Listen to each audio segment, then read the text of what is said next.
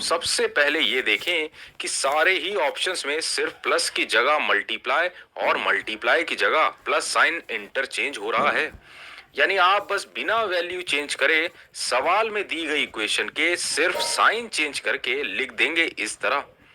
अब आप अगर ध्यान से देखें तो आप यहीं से करेक्ट आंसर निकाल सकते हैं।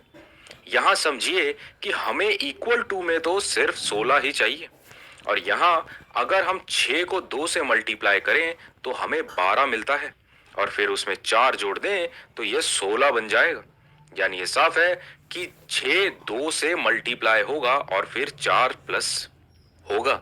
अब आप यहाँ एक बहुत जरूरी बात और समझें कि जो भी दो वैल्यूज आपस में मल्टीप्लाई हो रही होती हैं वो कभी इंटरचेंज नहीं होती। वहीं प्लस या माइनस की टर्म्स आपस में इंटरचेंज जरूर होती हैं, और इस चीज को साथियों आप कभी मत भूलना। चलिए, तो इस हिसाब से अगर आप देखें तो यहाँ 4 और 2 मल्टीप्लाई में है, मतलब वो आपस में इंटरचेंज नहीं होंगे, जिससे हमारा ऑप्शन ए जहां 2 और 4 का इंटरचेंज दिया है वो कभी करेक्ट आंसर नहीं हो सकता है।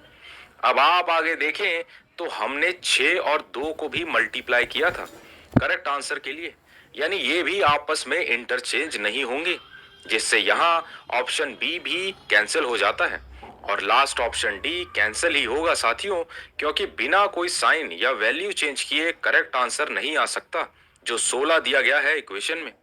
अब यहां से ये साफ हो जाता है कि हमारा करेक्ट आंसर जो बच गया वह ऑप्शन सी ही होगा। मैं उम्मीद करता हूं साथियों आपको जरूर समझ आया होगा। चलिए, अब नेक्स्ट और थोड़ा अच्छे लेवल का सवाल देखिए। अब आप यहाँ भी एक इक्वेशन दी गई जिसके अगर हम साइन प्लस और मल्टीप्लाई से चेंज करके लिखें तो यहाँ हमें मिलता है 4 मल्टीप्लाई बाय 3, जिससे साफ है कि 3 और 4 आपस में इंटरचेंज नहीं होंगे। यानी हमारा करेक्ट आंसर ऑप्शन ए या ऑप्शन बी में से कोई एक ही होगा।